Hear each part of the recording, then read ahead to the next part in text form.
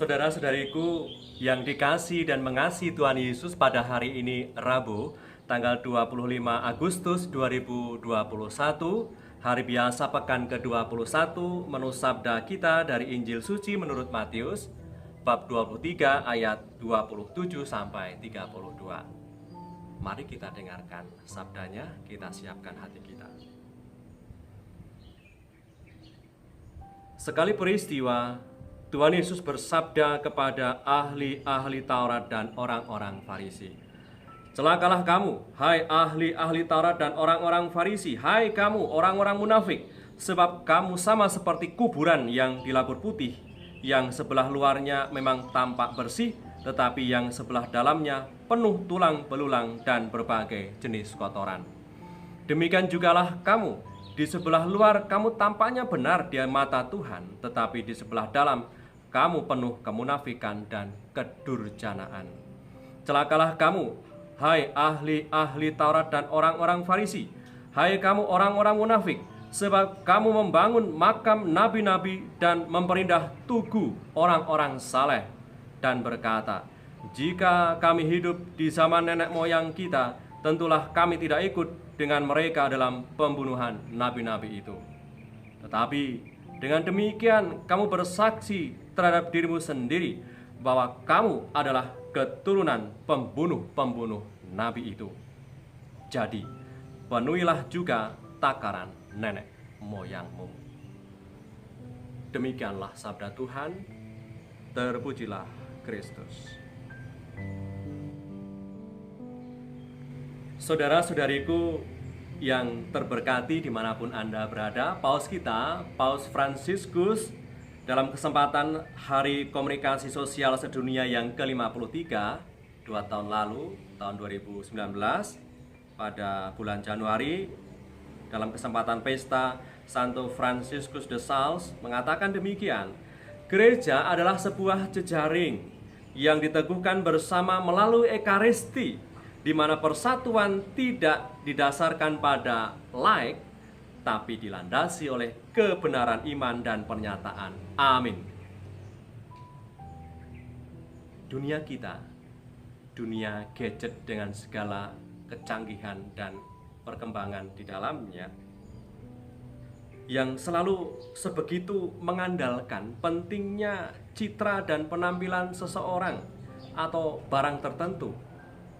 Semakin banyak like, postingan tertentu, ketika kita memosting suatu gambar atau suatu video tertentu, semakin berhargalah sesuatu itu.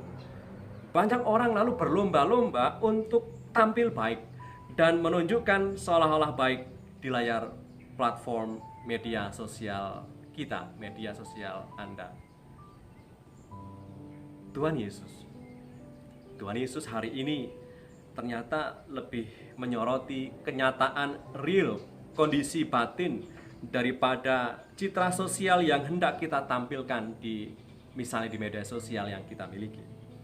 Tuhan Yesus saat memanggul salib, bahkan Tuhan Yesus sendiri menyatakan itu, bahwa Tuhan Yesus saat memanggul salib ke puncak Kalvari dan meregang nyawa di gantungan salib tidaklah elok dilihat.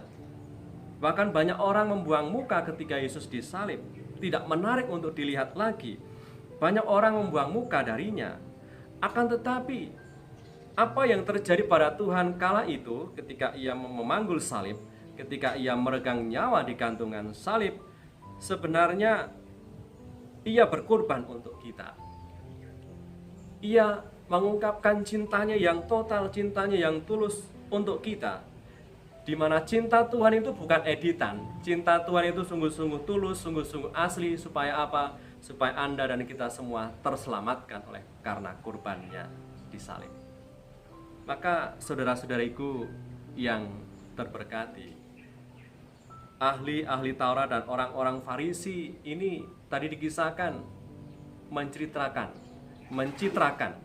menggambarkan dirinya itu seolah-olah baik, membangun image kepada banyak orang bahwa mereka baik, orang yang saleh, orang yang benar. Tetapi senyatanya tadi dikatakan oleh Tuhan pun juga mengatakan mereka orang-orang yang munafik, seperti kuburan yang di luar kelihatannya baik tetapi di dalam penuh dengan tulang belulang.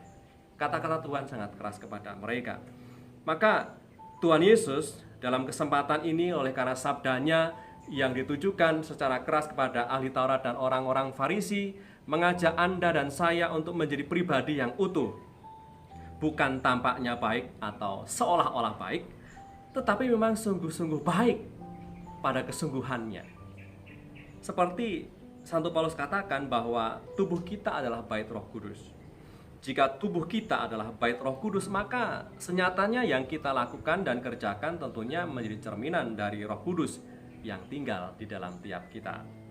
Semoga oleh karena terbuka oleh tuntunan Roh Kudus hari ini, apa yang kita rasakan, apa yang kita inginkan, apa yang kita pikirkan, apa yang kita kerjakan itu seturut dengan apa yang dikehendaki oleh Tuhan. Marilah berdoa. Dalam nama Bapa dan Putra dan Roh Kudus. Amin. Allah Bapa yang penuh kasih, kami bersyukur karena kami semua diciptakan seturut gambar-Mu, menandakan akan begitu mulianya martabat kami dibandingkan dengan ciptaan-Mu yang lainnya. Semoga hari ini kami dimampukan untuk memperjelas gambaran ilahi yang ada dalam tiap kami lewat sapaan yang ramah, tindakan yang baik dan tulus yang bisa kami upayakan kepada sesama kami. Dengan pengantaran Kristus Putra-Mu Tuhan kami, yang hidup dan raja bersama Engkau dalam persekutuan Roh Kudus sepanjang segala masa. Amin. Berkat Allah yang Maha Kuasa turun atas kita semua, Bapa dan Putra dan Roh Kudus. Amin.